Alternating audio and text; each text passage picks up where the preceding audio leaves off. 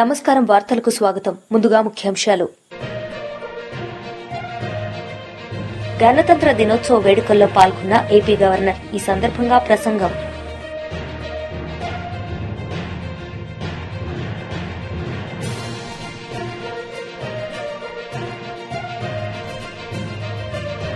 TRS party మహిళా లీడర్లు media సమావేశం. పలు అంశాలపై వివరణ.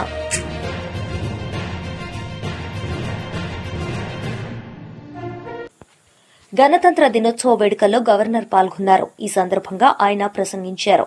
Rupees 135 crores have been extended as honorarium to 5,000 imams and 5,000 muezzins, along with rupees 80 crores to 8,427 pastors.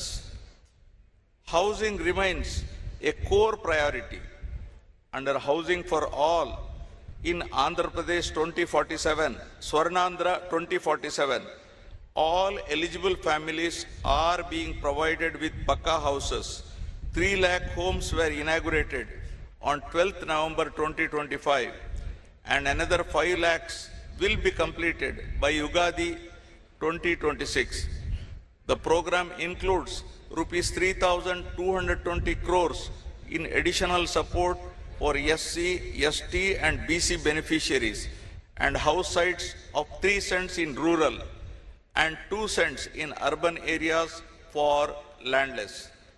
To tackle poverty-related malnutrition, Mission Saksham Anganwadi and Poshan 2.0 supplies supplementary nutrition to 3.89 lakh pregnant and lactating women and 20.13 lakh children.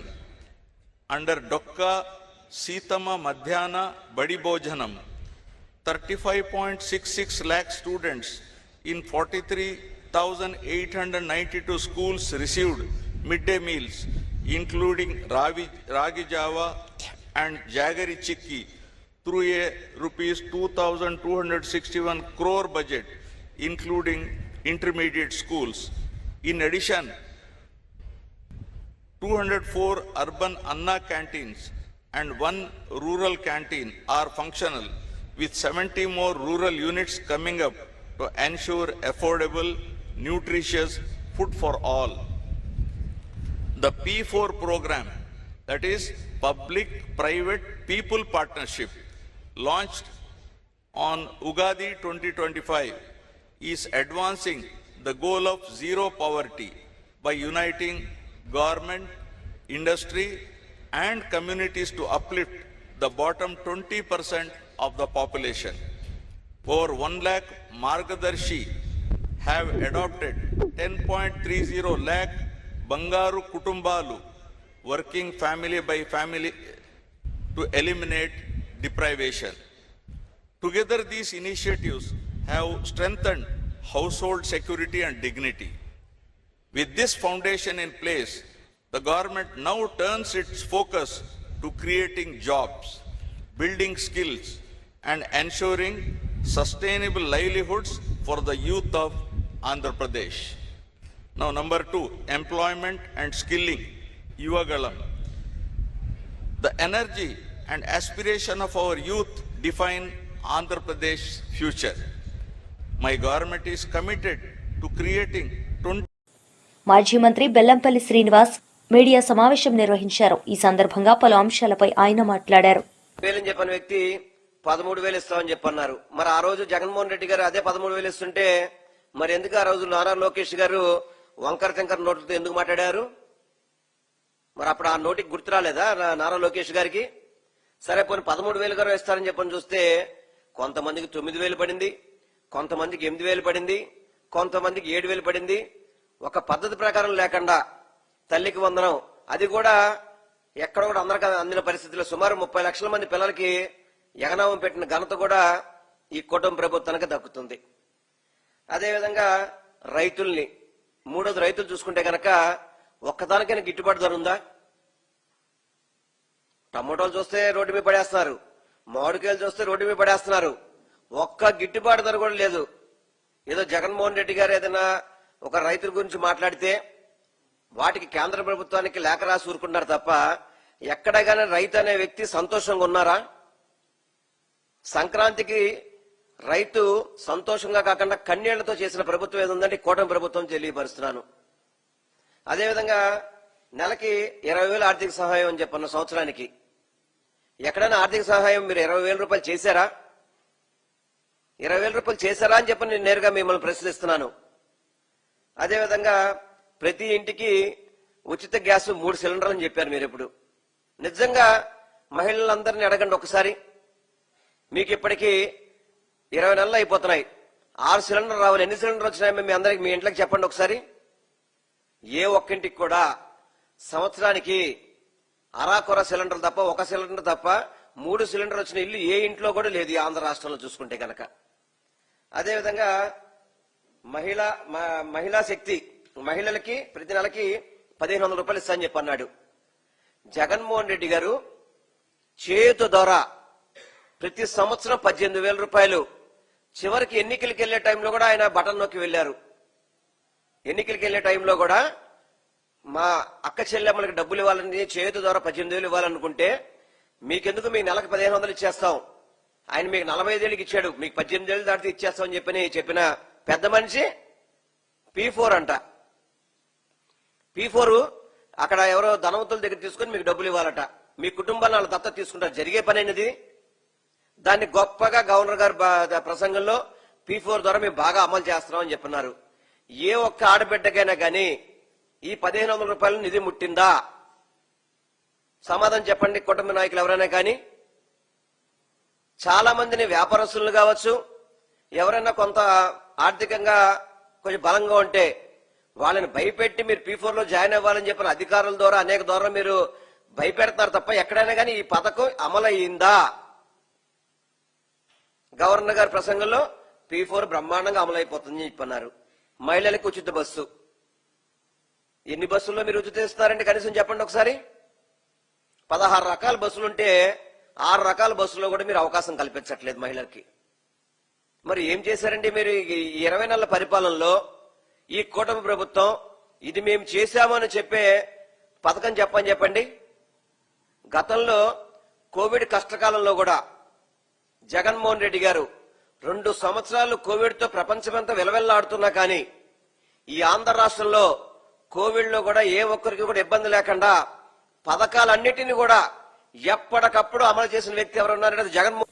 గణతంత్ర దినోత్సవ వేడుకల్లో మాజీ మంత్రి Botsa Satyanarayana, YCP నేతలు పాల్గొన్నారు. ఈ సందర్భంగా మాజీ మంత్రి బొత్స సత్యనారాయణ ప్రసంగించారు. ఇప్పుడు వారిని గౌరవనీయులు పూజ్యులు మహాత్మా గాంధీ గారికి, అంబేద్కర్ గారికి, సుభాష్ చంద్రబోస్ గారికి, డాక్టర్ వైఎస్ రాజశేఖర రెడ్డి గారికి పూలమాలలు వేసి నివాళులర్పించిన తదుపరి కార్యక్రమానికి కళ్యాణిస్తున్నాం.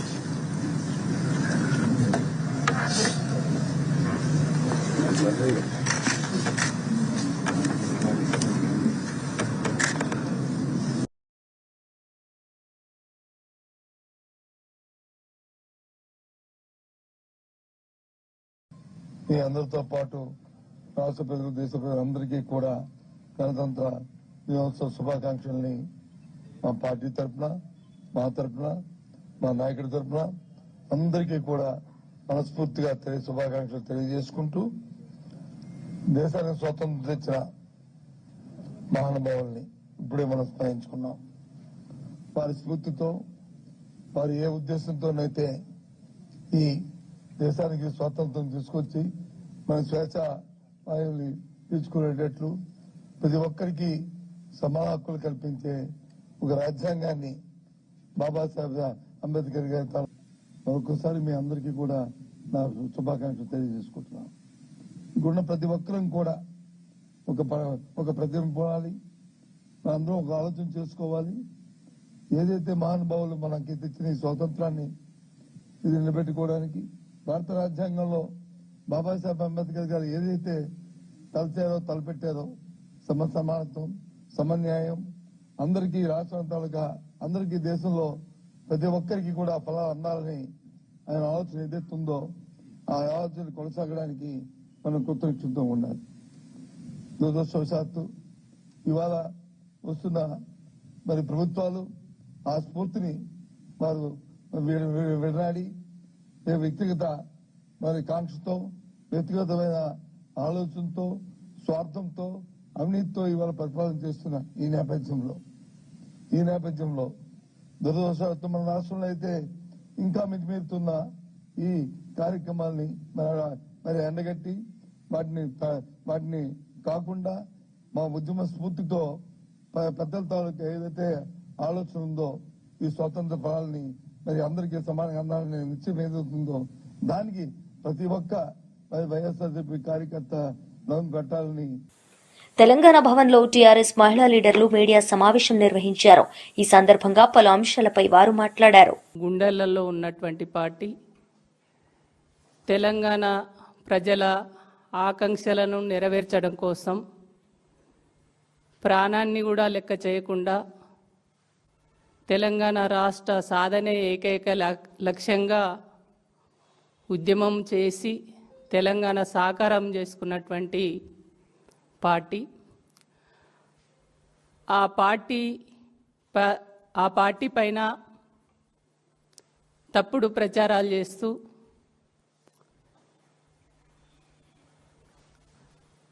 లేనిపోని మాటలు, ఆరోపణలు చేయడం అనేది కొద్దిగా ఇబ్బందికరంగా అనిపిస్తుంది. బీఆర్ఎస్ పార్టీలోనే ఉంటూ బీఆర్ఎస్ పార్టీలో బాధ్యతలు తీసుకొని ఒక ఎంపీగా, ఎమ్మెల్సీగా వివిధ హోదాలలో ఉన్నటువంటి తను పార్టీలో ఉన్నన్ని రోజులు పార్టీ పదవులు అనుభవించి అప్పుడు గుర్తుకు రాని అవినీతి ఆరోపణలు, ఇప్పుడు తను బయటకు వెళ్ళగానే ఇవాళ ఇష్టానుసారంగా పార్టీకి నష్టం చేసే విధంగా తను మాట్లాడుతున్నటువంటి మాటలు తెలంగాణ ప్రజలకి, ముఖ్యంగా బీఆర్ఎస్ మాలాంటి ఉద్యమకారులకి చాలా బాధ కలిగిస్తున్నాయి. ముఖ్యంగా తెలంగాణ రాష్ట్రంలో ఇప్పుడు బీఆర్ఎస్ పార్టీ కష్టకాలంలో ఉన్నప్పుడు బీఆర్ఎస్ పార్టీని వదిలి బీఆర్ఎస్ పార్టీ పేదల పక్షాన, అది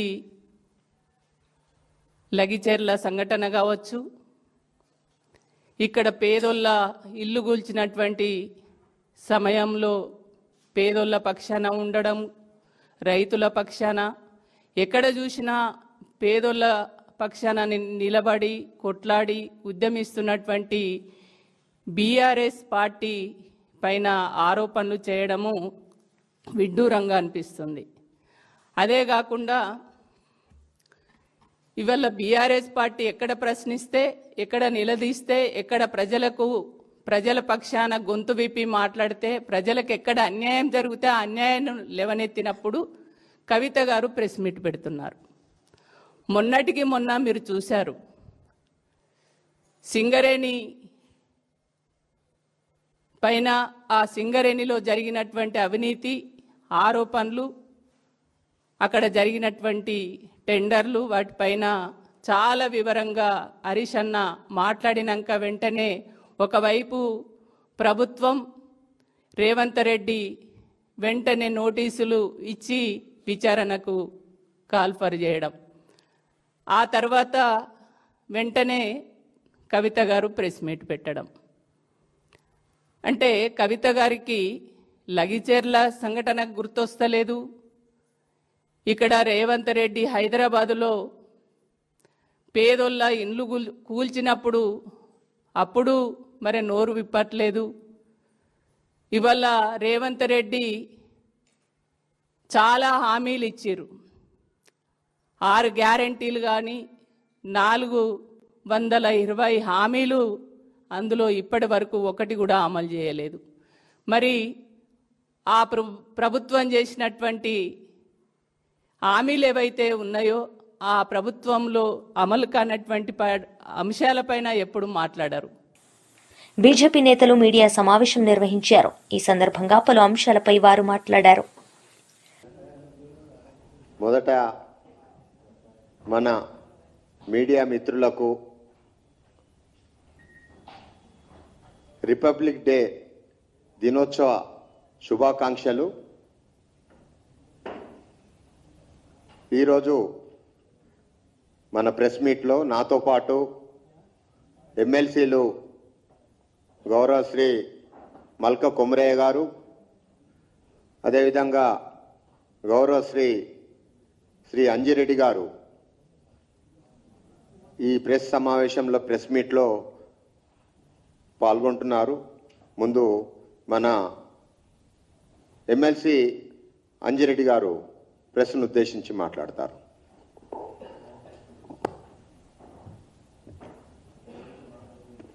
మీడియా మిత్రులకు నమస్కారం. అదేవిధంగా నాతో పాటు ప్రెస్లో అన్న మల్క కుమరాన గారికి, అదేవిధంగా జనరల్ సెక్రటరీ అశోకన్న గారికి నమస్కారం. రిటైర్మెంట్ బెనిఫిట్స్ చాలామంది ప్రభుత్వంలో గత 30 సంవత్సరాల నుండి 33 సంవత్సరాల నుండి పనిచేసి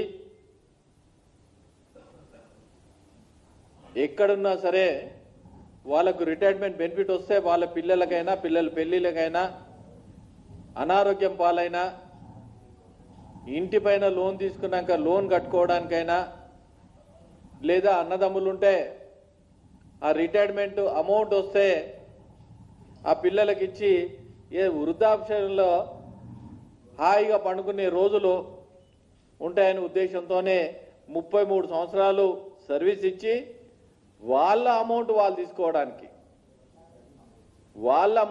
తీసుకోవడానికి కోర్టులకు పోతా ఉన్నారు. కోర్టులకు పోయినా కానీ కోర్టు మొటకాయలు వేసిన తర్వాత కూడా కనికరం రాని ప్రభుత్వం కాంగ్రెస్ ప్రభుత్వం. గతంలో రిటైర్మెంట్ కోసానికి ఏమన్నారంటే ఇది ప్రజల పాలన,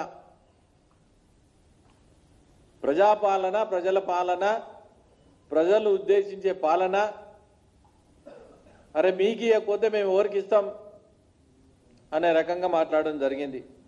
మాట్లాడినప్పుడు ఇదే బట్టి విక్రమార్క ఫైనాన్స్ మినిస్టర్, ఉప ముఖ్యమంత్రి 2024 మార్చిలో వాళ్ళందరి రిటైర్మెంట్ సంఘాల అందరిని పిలిచి గత బీఆర్ఎస్ ప్రభుత్వం ఉన్నప్పుడు కాంగ్రెస్ వాళ్ళు వచ్చి అన్ని పనులు చేసుకొని, సార్ మీకు ఈ పని చేసి పెట్టినా ఆ పని చేసినా తెలిసా మీకు, మేము మీకు మాటిస్తా ఉన్నాం.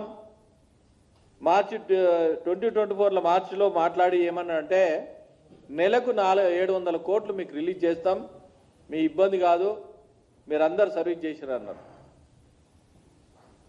అన్న తర్వాత ఈ కోర్టుకు పోయి మాట్లాడిన తర్వాత కోర్టులో కూడా ఏం సబ్మిట్ చేశారంటే 700 కోట్లు ప్రతి నెల ఇస్తాం, సంవత్సరం లోపల క్లియర్ చేస్తాం. సుమారు 12,000 కోట్లు ఏదైతే ఉందో 4 లక్షల మంది రిటైర్మెంట్ అయ్యారు. అన్ని విధాలుగా బెనిఫిట్స్, ఆ బెనిఫిట్స్ ఏవైతే ఉన్నాయో ఆ బెనిఫిట్స్ అన్నీ చెప్తాడు.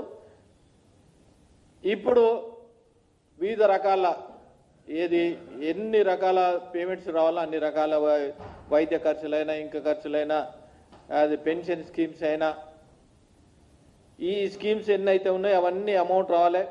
గ్రాడ్యుయేటీ రావాలి, కమిటీషన్ రావాలి, జీపీఎఫ్, జీఐఎస్, లోన్ ఎన్కాష్మెంట్స్, బెనిఫిట్స్ రావడం లేదు, ఆరోగ్య సమస్యలు. అదేవిధంగా కేంద్రం రెగ్యులర్ డిఏ ఇస్తే ఉంటే రాష్ట్ర ప్రభుత్వము 6 డిఏలకు 1 డిఏ ఇవ్వడం జరిగింది. కొంతమందికి అయితే ఏమవుతుందంటే ప్రభుత్వం నుంచి రావాల్సిన వాళ్ళకు హక్కుగా రావాల్సిన బెనిఫిట్స్ ఏవైతే ఉన్నాయో హక్కు కాదు, ఎంత దారుణంగా చూస్తున్నారంటే అంత దారుణంగా చూస్తూ ఉన్నాం. ఆ విధంగా ప్రభుత్వాన్ని ఇది వాళ్ళు ఏంటంటే ప్రభుత్వం దయ కాదు, వాళ్ళ హక్కును నిర్వీర్యం చేస్తూ ఉన్నారు. చాలామంది ఏం చేస్తున్నారంటే కొంతమంది చనిపోవడం జరిగింది. చనిపోయిన తర్వాత రిటైర్మెంట్ అమౌంట్ పిల్లలకు ఎవరికి ఇవ్వాలి? కొడుకు బిడ్డే ఉంటుంది, 2 కూతుర్లు ఉంటారు, 2 కొడుకులు ఉంటారు, 3 కొడుకులు ఉంటారు, లేకుంటే 2 కొడుకులు 1 కూతురు ఉంటారు. ఈ డబ్బుల కోసానికి ఒక భార్య ఉంటుంది, చనిపోయిన తర్వాత ఉన్నప్పుడన్నా వాళ్ళకు డబ్బులు పంచుదాం, ఈ పంచితే నా ఇబ్బంది పోతుంది, ఆ తల్లి ఏంటంటే ఇబ్బంది పోతుంది. ఇన్ని సంవత్సరాలు నేను మా ఆయనకు పొద్దున పోతుంటే టిఫిన్ కట్టి పంపిస్తుంటే ఎంత కర్మ వచ్చిందిరా బాబు. కాంగ్రెస్ ప్రభుత్వం గతం బీఆర్ఎస్ ప్రభుత్వం ఉన్నప్పుడు కర్మ వాళ్ళు పోతే కాంగ్రెస్ ప్రభుత్వానికి ఓటేసి గెలిపిస్తే మన కాంగ్రెస్ ప్రభుత్వం ఉన్నది. చాలా యువకుడు రేవంత్ రెడ్డి గారు 80% మాకు వృద్ధులకు ఏ విధంగా బెనిఫిట్ చేస్తారో చాలా బెనిఫిట్ చేస్తారని ఆనందంతో ఓటేస్తే వాళ్ళకన్నా అది ఏంటంటే వాళ్ళు ఉచ్చదొక్కిరు అంటారు చూడు, ఆ రకంగా ఉన్నది. ఇది ఆ రకంగా ప్రభుత్వం నడుస్తూ ఉన్నది. దీనికి అనుగుణంగా రేపు రిటైర్డ్ ఎంప్లాయీస్ ఎవరైతే ఉన్నారో వాళ్ళందరి కోసానికి ఈ ధర్నా భారతీయ జనతా పార్టీ వార్తలు ముగించే ముందు ముఖ్యాంశాలు మరోసారి. గణతంత్ర దినోత్సవ వేడుకల్లో పాల్గొన్న ఏపీ గవర్నర్. ఈ సందర్భంగా ప్రసంగం.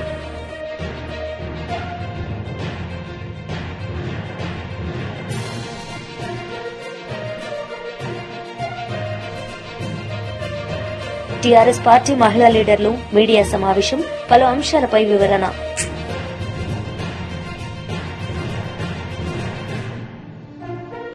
ఈ వార్తలు ఇంతటితో సమాప్తం. తిరిగి ప్రసారమయ్యే వార్తల్లో మళ్లీ కలుద్దాం. అంతవరకు సెలవు. నమస్తే.